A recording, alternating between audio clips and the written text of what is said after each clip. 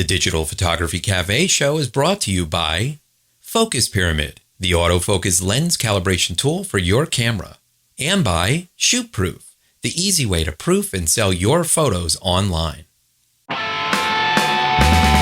Welcome to the Digital Photography Cafe show. Join hosts Trevor Curran and Joseph Christina as they chat about the art and business of photography.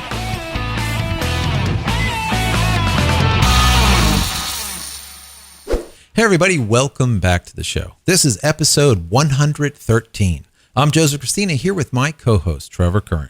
On last week's episode, we looked at the Canon 70D, Sigma's brand new 24-70 f2.8 lens, and asked the question, are you a real photographer?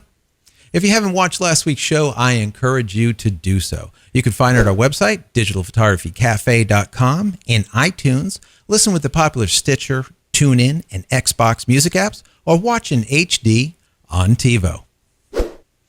Hey Joe, we're back. How you doing, my friend? We are back, my friend. How are you doing over there? We are doing good. Excellent. Another crazy week, but very productive. Yeah, me too. Very excited. Yep, things went well. We got some interesting stuff kind of brewing up here that we'll all be talking about in the near future. Nice. But some interesting developments. Excellent. Yes. Eager to hear. Yes. So we got a listener question we should start off with, a listener comment, I should say. Yeah, listener comment. That came through just a couple of days ago, so we kind of want to address it, which is a very interesting comment, right? Yeah, it came in from Curtis, and he says, first of all, your podcast is great. You guys deliver interesting camera-related news with just the right amount of opinion. I started listening to the podcast about 2 months ago and look forward to it. I happen to use a GH2, which is a micro four thirds camera from Panasonic. There are some challenges with this camera. One of the biggest is performance in low light. Right. It has so many highlights though, including shooting sharp 1080p video. It's mirrorless and super lightweight compared to a full DSLR. With a 20 millimeter lens on it, it's little more than point and shoot in terms of size, with full control, and it shoots 16 meg raw files. Right. You have talked about mirrorless smaller cameras of the future as if there are not great options out there already. Just curious whether you guys have any exposure to the GH2, now the GH3 Panasonic cameras. Keep up the great work. Right. Excellent. Thank you for that great comment. That's wonderful. These are the type of comments that we get on a regular basis. It's great. I mean, the folks Good out stuff. there, you guys out there that are listening, these are just, amazing, just articulate comments and questions and whatnot. It's really good. But that's what we like, the well thought out stuff. It's really, it's good. It's good. So anyways, as far as, specific camera, we're really kind of looking at it as micro, let's just say mirrorless. Never mind, not just specifically the 4/3, but just mirrorless in general. As far as the Panasonic, the camera that you have, I'm sure it's fantastic. What you kind of state about the low light is basically what is the general consensus right now with the 4/3. And the reason being is, the sensor is yay big. It's really small. You have a lot of megapixels, but those pixels that it's gathering are X quality pixels. And we talk about pixels on a regular basis, and people say, you need more pixels. Well, kind of like that pixel war. It's not over, but it's pretty much over. Right now, we are looking for quality pixels. And usually larger means quality. Larger pixels are usually better than smaller pixels. And with a small micro 4/3, you have small, tiny pixels. And that's where you're having, low light problems. Yeah, that sensor, a 4/3 sensor, is significantly smaller than the APS-C size sensors that you find in most entry-level to, let's say, mid-level DSLR cameras. Right. When you get in the higher-end pro cameras, you're looking at the full-frame sensors. Right. Full-frame is a lot bigger than a micro 4/3. So really, sensor-wise, there is no comparison. Just the sheer size of it, the amount of data that it can collect, the quality of those pixels is so different. Right. So not that the Panasonic that you're using isn't a good camera, because I'm sure it is. I'm sure it takes great pictures. I mean, we've seen some sample shots and stuff like that, and they look beautiful. But when we talk about it more of the mirrorless being the way of the future, we're talking about it more from a business standpoint, more from being able to use these cameras for professional work, and not necessarily just shooting in general, just hobby photography or what have you. Exactly. And, bear in mind, Curtis, you guys that are out there that are using these cameras at more of kind of, consumer side of it, you're the testing grounds. You're the beta testers for the professionals. You might be professional also, but for the quote unquote professional cameras that come out, you are the testing grounds. You're the beta testers on this technology. When we say mirrorless is the future, that, what we believe, and that what we're saying is, in, let's say, the 5D Mark, 8 or who knows what, but, eventually what's going to happen is these DSLRs will be, mirrorless. You don't need something clicking back and forth. You don't need that shutter. Not nowadays, no. It's getting better and better, and they're doing different things to kind of alleviate the need for a shutter. So the future is, I believe, mirrorless or something along those lines. But remember, this, you are the testing grounds. Like I said, you're going to be using a technology that is coming. So there's going to be continuous iterations on that camera. Now you say you have, you got the GH2, then there'll be a GH3, and then there'll be a GH4, and on and on. It'll keep on getting better by Panasonic and by all the lines. This is what they do. Eventually, when they get something that is not necessarily spot on, but let's say good enough for government work, as they say, they will introduce that into probably a prosumer camera. And then move it directly into a pro. And that takes years, and they do that. It does. It takes years of development. It takes years of acceptance within the industry. I mean, look how long it took for digital photography to become a viable means of work within the photo industry. I mean, digital cameras were out for many years before the pros finally adopted it, and now that is the industry standard. The same is going to be with the mirrorless technology. I mean, there's always, one of the concerns is lag, because there is no optical viewfinder. It's all digital. So if you're looking on the back of an LCD screen or even a digital eyepiece, is there lag?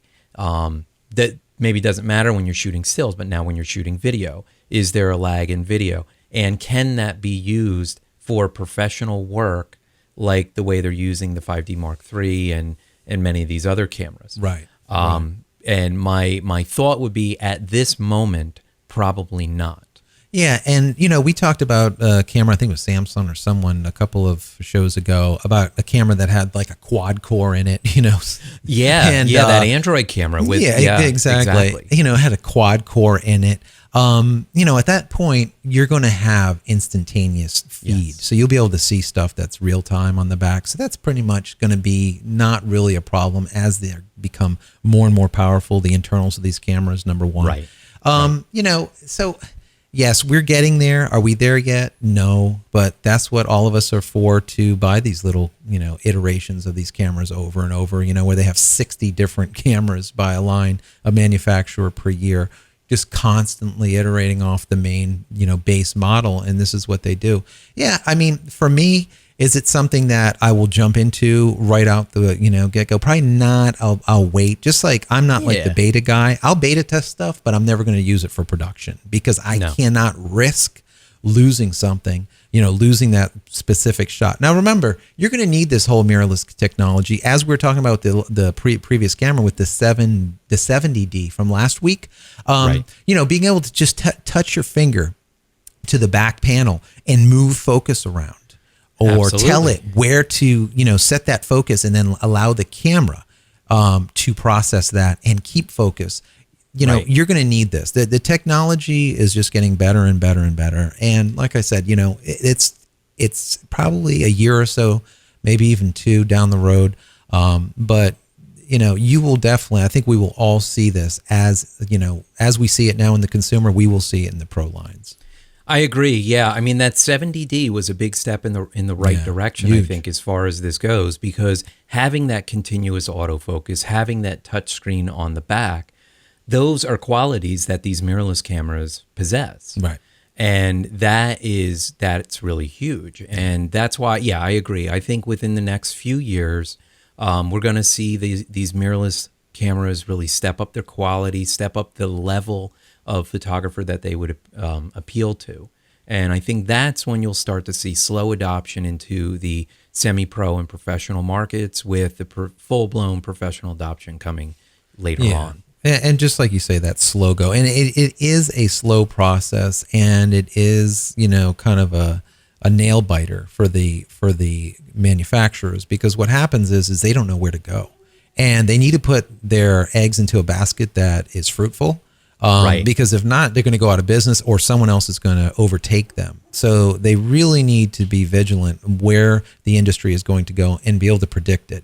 And it's very hard, to do. And we always say that, Canon and Nikon are like two legs on one body. One steps, and then the next steps, and then the other steps, and then other steps. That's just how it works. Whereas the other manufacturers that don't sell as much, they can kind of play a little bit more, because they're kind of, on a sidelines, but that gives them the ability to create something amazing and just supersede everything that Canon and Nikon does. So it does give them that latitude.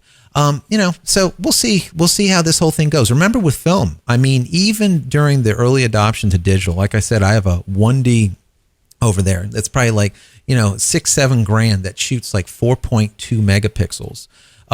When this first came out, many of us still shot film, but what we did is we scanned the film in after processing. You know what I mean? So we were going digital. A lot of that. We were going digital, but we're like, oh my God, we can't give up the resolution that we're getting on the emulsion here.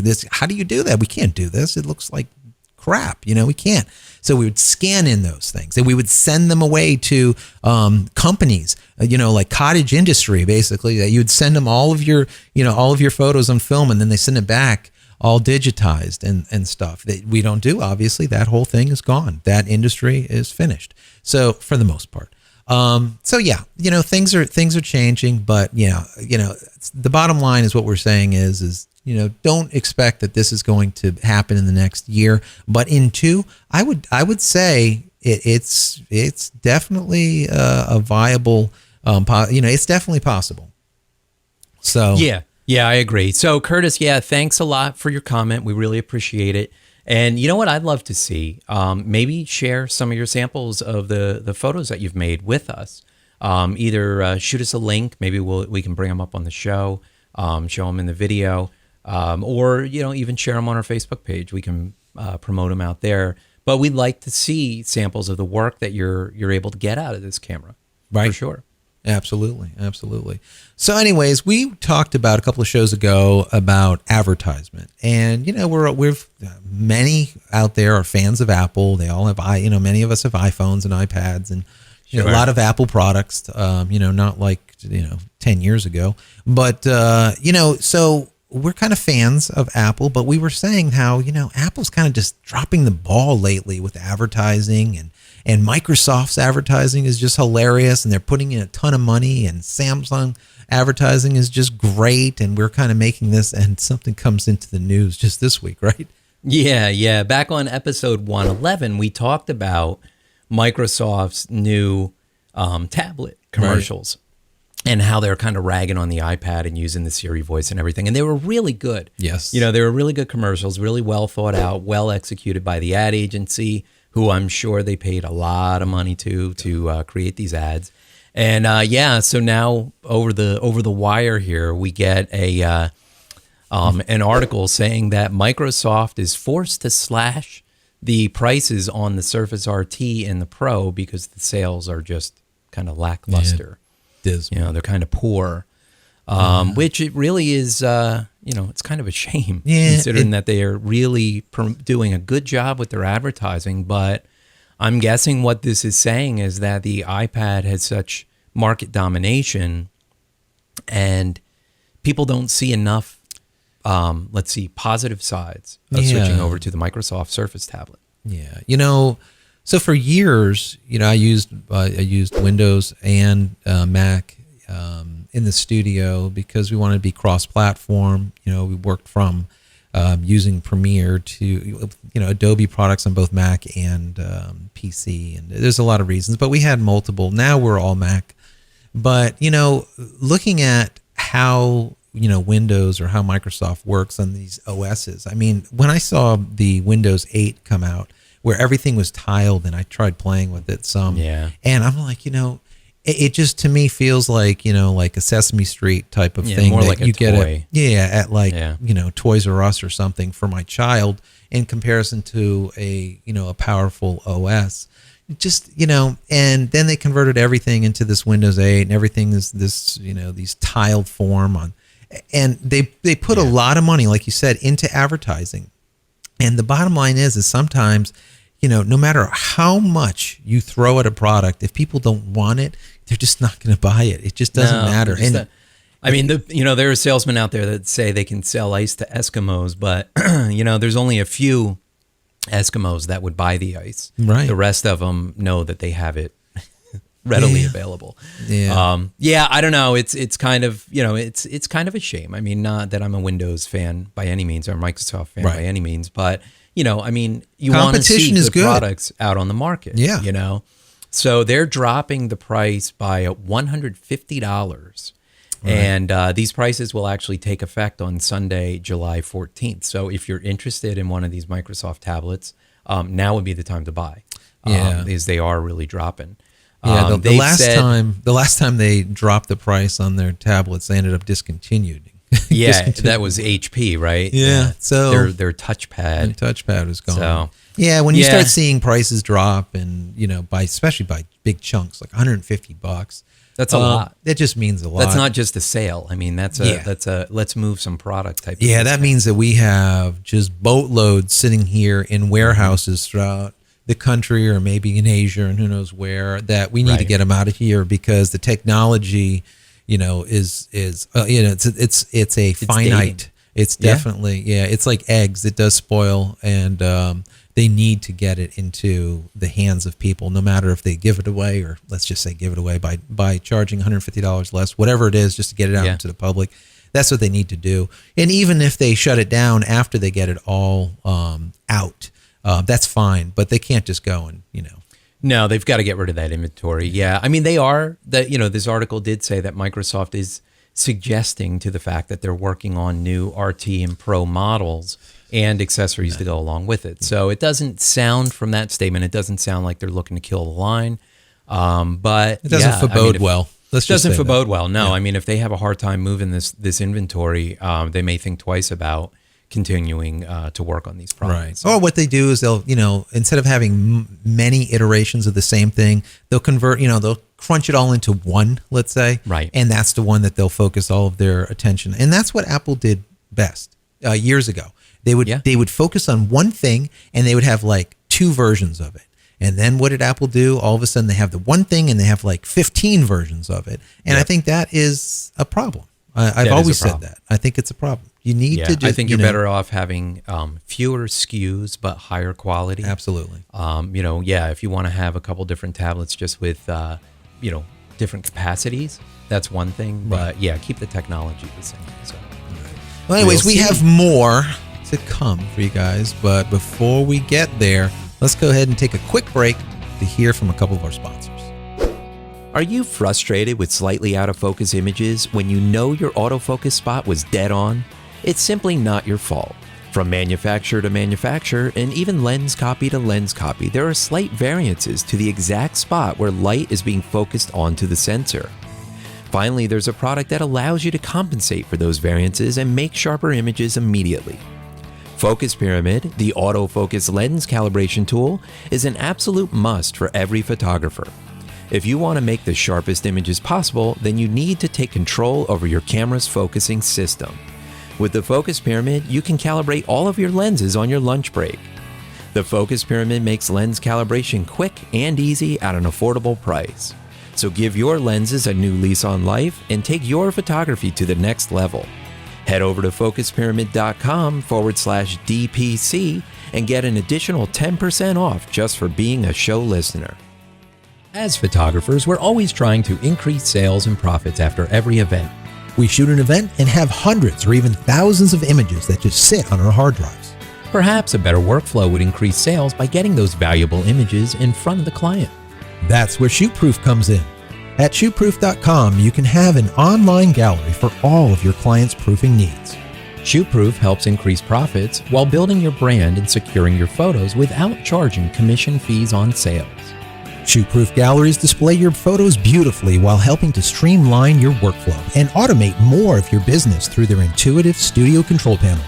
Once approved, photos can be directly fulfilled through ShootProof's various professional lab partners or fulfilled by you. All ShootProof plans have the same feature set. You simply choose the number of client photos stored, decide what products to sell, and the price. Try ShootProof today by taking advantage of their free 30-day trial offer. As a Digital Photography Cafe viewer, ShootProof is offering a 20% discount off any of their premium plans by using promo code DPC20 at checkout. ShootProof. Upload, share, sell, print. All right, Joe, so we are back. And a couple weeks ago, you had mentioned that you were upgrading to Lightroom 5. Right. And that once you did, you were going to kind of share some of your results, some of your findings with us. So we figured we would take some time in this episode to find out what Joe likes and doesn't like. Yeah. So About the new Lightroom version. how goes it, Joe? Yeah. So how Yes. goes it? Well, all right. So let me start out on a positive note. We imported our database with hundreds and hundreds of thousands of images. Probably close to 1 million images. I don't know. It was a bunch. And the database conversion went over without a hitch. Good. Haven't seen any problem with the past database. The data that was in it seems to all be there. For as much as we have checked so far, that's kind of where we stand. I really wanted to get back to you guys with a real good review on the product weeks ago, because we purchased it immediately when 5 came out. When we told you it came out, we purchased it and installed it right across the board on all of the computers in the studio. So, I wanted to use it for a week and then come out to you guys and say, listen, this is this, and this. But it's really been brutal, and I don't want to go and and just come out with a ton of bad stuff. But for every good thing, it was just like another bad thing or 2 other bad things, or the bad thing was like 6 times worse than the good thing. So it just has been kind of bad. So, let me start out with this. We were in Lightroom 3 forever. And I've always said that, we do not use beta anything besides for testing. Right. Because we do have beta on machines, but non-production machines, we do. Right. But as soon as a full release comes out is when we upgrade. And normally we upgrade every other upgrade. So we were at 3. We used beta 4, and I just didn't see the real need to move from Lightroom 3 to beta to full 4, because there really wasn't enough for us. So 5 came out, and we're like, wow, okay, 5 looks good. There's a lot of neat stuff that I'd say, well, it will save us time. Because remember, time is money. Like we've said many times in past shows, Sure. We use Lightroom to save time and in turn save us money. So it was time to take the plunge. Now, the problem was here, Trev, was the machines that we're using, like I said, we're Mac across the board now. We're using 10.6.8. Now, come to find out, Lightroom 5 requires 10.7, of course, right? Yeah. That's to be expected. So that means, of course, we have to do a full upgrade on all the machines to the latest OS, which we did. Sure, because you can't, you can get, I did some quick research for my own needs too. Right. And it appears you can still buy 10.7 through Apple phone sales. Right. But you can't go to the website and download it because they get rid of it. They take it off there because Mountain Lion is out right now, 10.8. Yes. So that's what you would basically have to do is upgrade to 10.8. Right. And just pass by 10.7. Exactly. Planned obsolescence. They That's right. That's the way it works. Yep. You need to upgrade if you want to stay, let's say, in the game. So, and I do recommend it. I do, the OS, unlike what we did, for us, when you're dealing with a studio and doing a lot of production work, it's hard to upgrade because your fear is you're going to fall behind a day or fall behind a week. Who knows what happens if you encounter during, problems during the upgrade that you have to spend hours and hours fixing as opposed to doing production work. Exactly. And that's a problem. in the Microsoft side of it, when we used to be Microsoft, everything was Windows for many years. We stayed at Windows XP for years, after many OSs, all the way up to 7, because like Vista was just complete trash. But anyways, we don't want to go into the Windows story. But the bottom line is we don't like to upgrade. When stuff works, don't fix it. But if it ain't broke, don't fix it. That's right. So just kind of leave it alone. Unless you have to. Exactly. So with this, we just didn't have a choice, and we ended up upgrading to the 10.8. So anyways, it was the upgrade to the 10.8 went no problem. The upgrade to the LR5, Lightroom 5 went seamlessly. It worked perfectly. It imported the catalogs, but we started finding out that we started getting some crashes here and there. Then we moved into starting to get some tiling problems where if anyone has used it, you have like different modules, and each module will have like little tiles or little windows. Well, certain windows would end up disappearing, and the only way to get them back is to actually close the package up completely, reopen it again, and then all of a sudden, miraculously, they'd reappear again. These will reappear. That was kind of annoying. But annoying is annoying. We had some problems also where if you would do certain processes, like for example, a clarity, and change clarity, which should be non-destructive, just like everything with Lightroom, it would end up saying, we need to make a virtual copy before proceeding. Would you like to make a virtual copy? It's like, no, I don't want to make a copy of the image so that you can, do a clarity setting to it. I mean, that so doesn't make basically any it's sense. not saving that clarity as like part of the XML, the sidecar data. It actually wanted to do a destructive. Who knows why? Right. Boy. Exactly. But then you would restart the program, and then all of a sudden I would be able to do non-destructive clarity again. Okay. Just all right, lot so of that's a variable thing. That's a bug. That's All right. of course, yeah, but nothing more bugs. Publishing services, there was a problem with that. Whereas, the stuff that, was on the film strip was different to the stuff that was in the grid. So you would have an image, let's say image A, it would not correspond with image A this would be a different image. So, you're starring one, but then when you go back, it's these are bugs. They're bugs.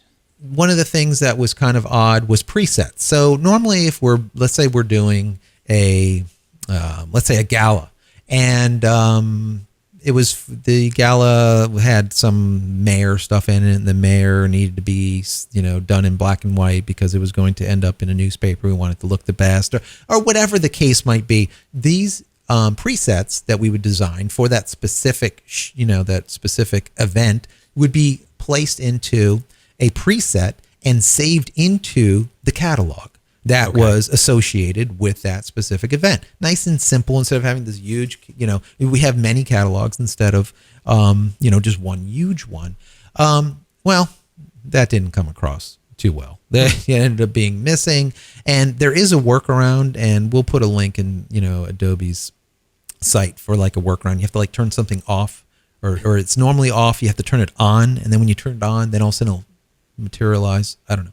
Something like this. Okay. So it's like a default that was normally on. It's now off. Or something. Right. And then if you turn it on, then all of a sudden the stuff that's an added feature. It's a feature. Absolutely a feature. Yeah.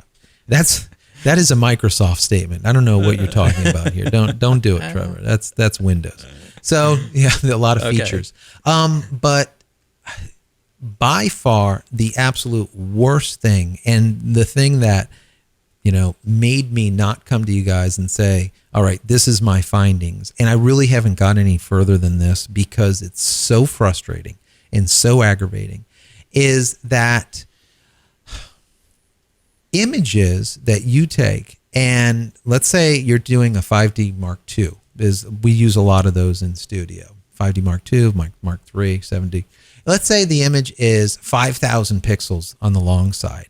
Well, if you do any type of noise reduction or sharpening on that image, and let's say you export some proofs at, let's say, 640 pixels or 720 or something small that you're going to be uploading to a proofing online center. viewing or online, right. exactly. Okay. When you do that, your images do not have any of these settings baked into the image. So all of a sudden you have like you're looking at it. And they always did before though, right? Always. When you were using Lightroom 3. Absolutely. So and you could export at any of the different sizes and noise reduction, any of the sharpening, any of that. All of that came through. Okay. Absolutely. And that includes Lightroom 4 beta that we tried. And that also, what I found out, includes Lightroom 5 beta.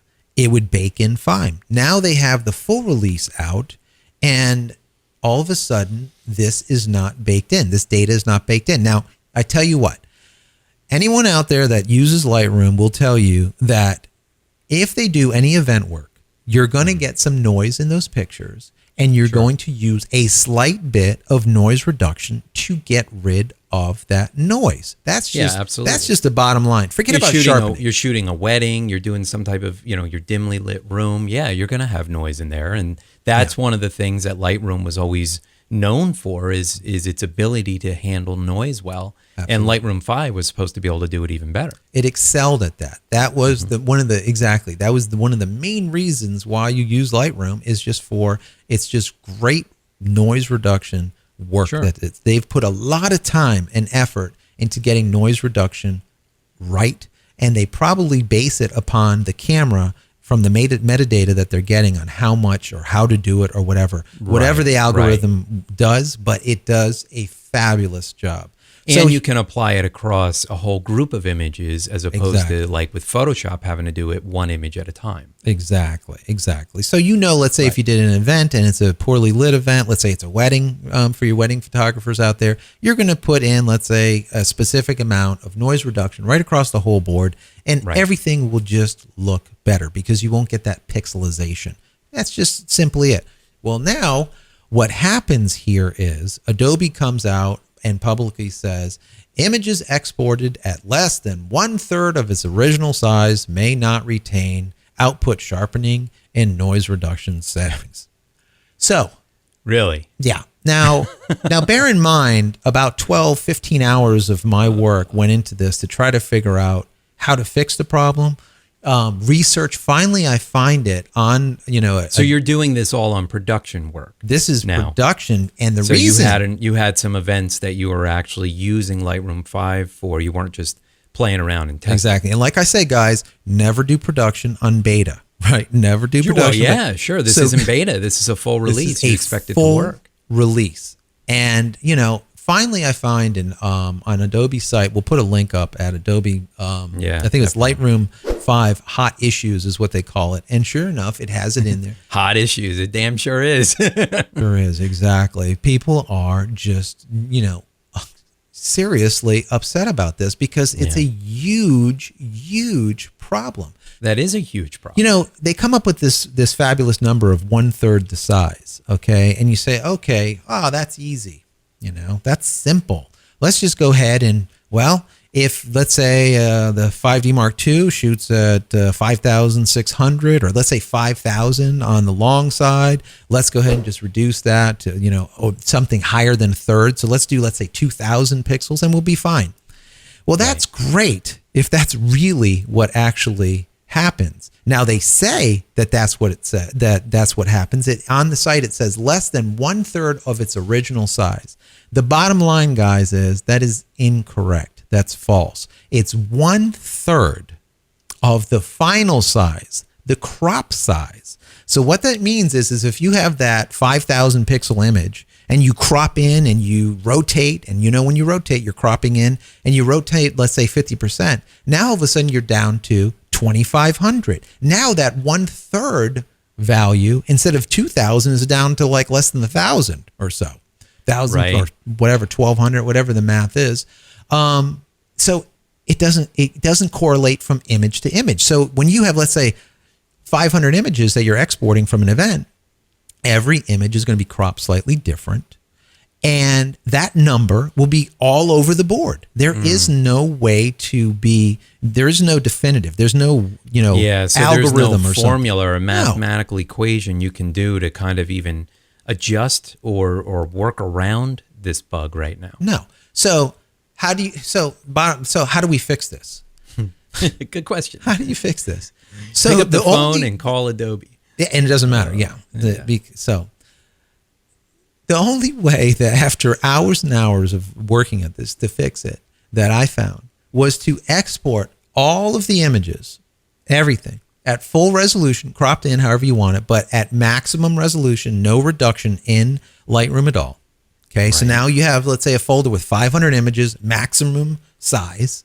Right. Then go and use a batch program, like for example, Automator on Mac, or maybe you use Photoshop, go into Photoshop and use their batch processor to now take that image and reduce it to, let's say, 640 by 480 or 640 long side, 720 for your proofs. Then that's one folder. And then it creates a whole new folder of low-res images. Then run it again. So let's say you're going to be giving your client 4x6s. Run it again and create 4x6s. What are they, like 1800 by 1200s on all those images again? Now you have another folder, right?